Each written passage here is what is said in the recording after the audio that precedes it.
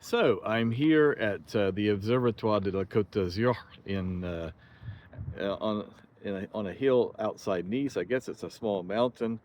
Beautiful view with an old source and friend, Tristan Guillot, a renowned exoplanetary researcher who is the ASTEP lead. And ASTEP is it's not a robotic telescope, but it's an infrared telescope based on Dome C in Concordia, the Antarctic Plateau, and Antarctica, funded by the French CNRS, the French research scientific group, French government. And uh, Tristan, could you tell us ASTEP stands for what, and tell us a bit about the telescope?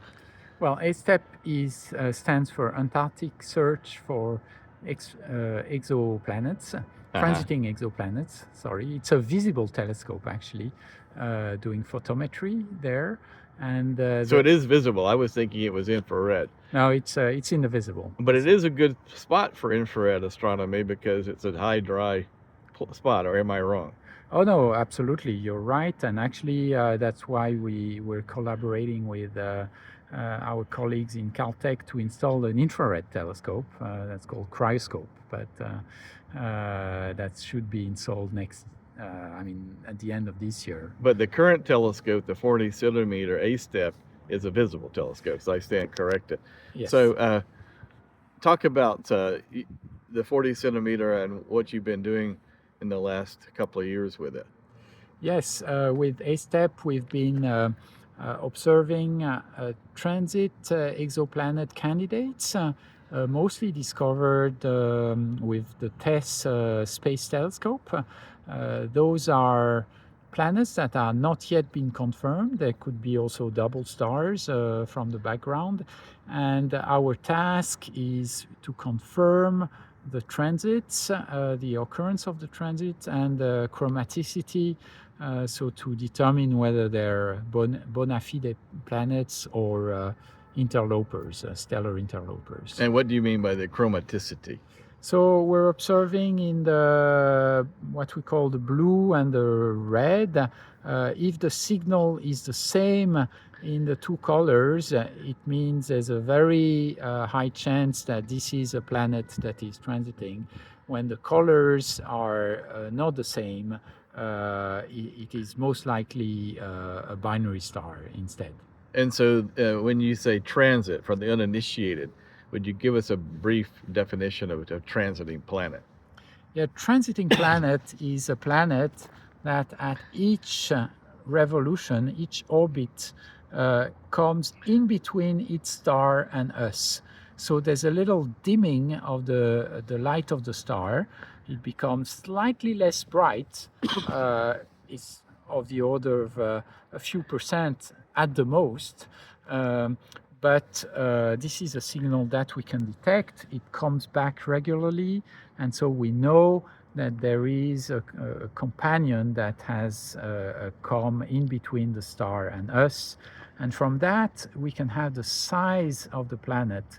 And with other methods, if we can get the mass, then we have a constraint on the density of the planet and hence of its composition. This is very important to understand its formation and also whether this is a planet that may look like the Earth or not. And all total, this is €1 million telescope, something like that. Yes, that's a relatively cheap project, but it's been going on for a very long time, and we're very proud that it's been operating without failures for all this time, and with several improvements. We've had a new camera system, we've had a new mount, and now we have the project to put this telescope on a tower in order to have even better observing conditions. And hopefully in the future, we can get a larger telescope that would be fantastic. But you're adjacent to a French base, a research base, or in Antarctica, which is serendipitous, which allowed you actually to put the telescope. It's not a robotic telescope. When you say it's not robotic, Do you mean that someone is actually there, a technician who's monitoring the telescope when you're in France looking at the images? Well, actually, it's I would say it's an automatic telescope It's an automatic telescope. in the sense that it's we're sending the targets and then it's pointing by itself, and there's not a lot we have to do, and we're doing 99% of the things remotely. However, we're taking advantage of the huge work by the French and Italian polar agencies, IPEV and PNRA, who are maintaining the base, and there's a permanent team of people there who are doing both science and maintenance of the base, and one of them is helping us with our telescope. Currently, Erika Rea, a young astronomer, is actually there, and is helping us a lot for when there's little things to improve, or when it can happen there's a failure of an electronic card or things like that, then that can be replaced so we can continue the observations. But inherently, the advantage of this telescope on the Antarctic plateau is that you get 4 continuous months of darkness. And why is that an advantage in what you're doing? It's a key advantage because we're focusing on long period planets. For us, long period means more than tens of days. And for these planets, the transits are getting longer, and they're more difficult to detect. They're more rare. And so it's really a key advantage to have the continuous observations so that you have both the ingress and the egress. In other words, both as it's coming into the transit and exiting the transit. Absolutely. And but you're not, you do have some serendipity. I mean, you could find a Jupiter-like planet orbiting at 12 AU by happenstance. I mean, is that correct? We could actually. Often, what happens is that another instrument, or it could be one of us, it could be ASTEP, observes a transit that is not tied to any other transit. And then a few hundreds of days, or generally a few years later, we find another similar transit, and then we have to find yet another one to disentangle all the aliases and to understand what's the orbital period of the system. So there's a lot of serendipity that is involved in that. That's part of the game. So please tell us quickly about the TOI 2B discovery made along with the University of Birmingham, and I think you said that ESA is also involved in ASTEP. Yes, both the University of Birmingham and ESA is involved. And actually for this project, for TOI 201, this is truly an international collaboration that has been led by the University of New Mexico and Ismael Miralles. We were actually observing this system because the inner Jupiter-like planet had some what we call TTV, so transit timing variations. Mm-hmm. So it means the transit would not occur at exactly regular intervals. They would move a little bit. And so we knew that this planet was interacting with another object in the system. So we continued observing it. And then something very amazing happened. We had the TTVs were about 30 minutes late, and then we had a monotransit in the TESS data, so this satellite that was observing the system with others. And explain what a monotransit means. And so it means that it was a transit that didn't have the same characteristics as the Jupiter-like planet we were following. It was definitely another object in the system. The depth was different. The duration of the transit was different. And then we caught again the transits of the Jupiter-like planet, but they were late by more than 30 minutes compared to the previous one. So we had a jump, and then we continue following it, and then we saw these variations. And so we knew that there was an object, probably relatively massive, that had come into the inner planetary system and had perturbed the orbit of the Jupiter-like planet, so that the transits occurred certainly later than they should have. And then, thanks to astrometric observation, for the first time we could link everything together. We were able to get a full view of the system with the masses and even some constraints on the inclination of the orbits. And lo and behold, the monotransit object turns out to be a brown dwarf.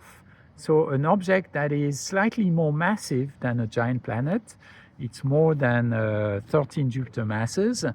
And it has an orbital period of almost 8 years. So it means it transits the star every 8 years only. So and it's a brown dwarf, you said. And it's a brown dwarf. So it's something in between a star and a planet. Very bizarre. And when you say, tell us why that's important.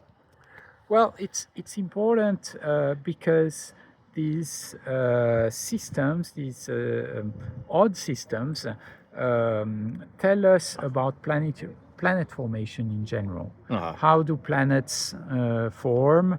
How do they form compared to stars? And brown dwarfs are really a link in between. We've seen that the system is very perturbed compared to our solar system that looks very flat. This one appears inclined, very chaotic, evolving. And it's also a way to have, for the first time, the possibility to observe an object, this brown dwarf, by transit and also by direct imaging.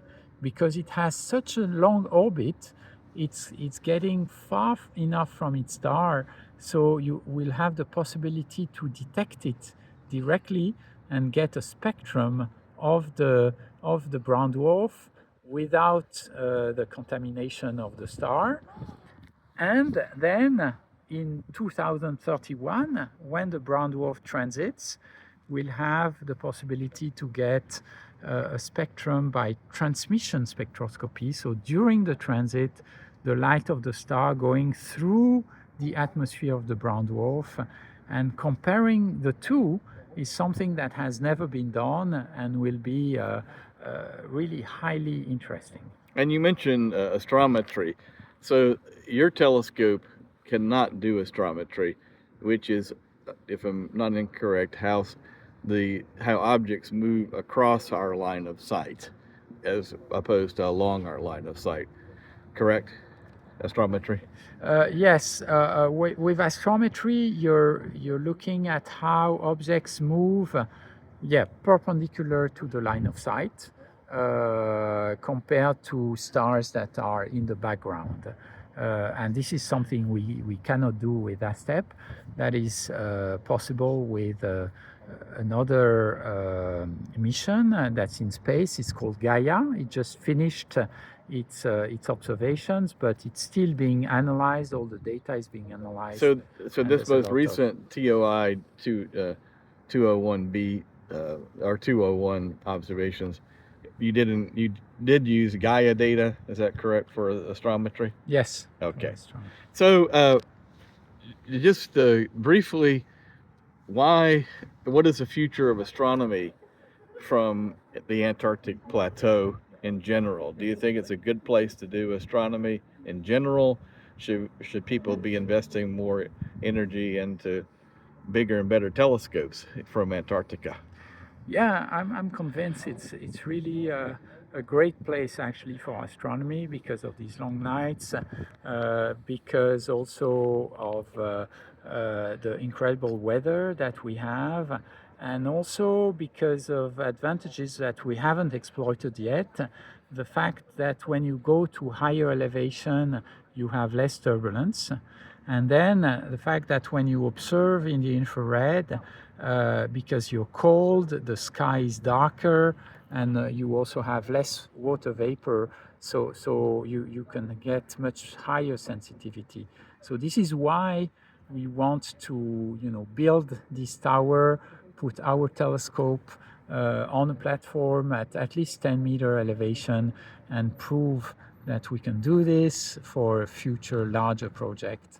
And I'm convinced that this is a place to go for astronomy. Well, much appreciated for your time today, Tristan. Good luck with all your continuing research, and we look forward to hearing more from it. Thank you.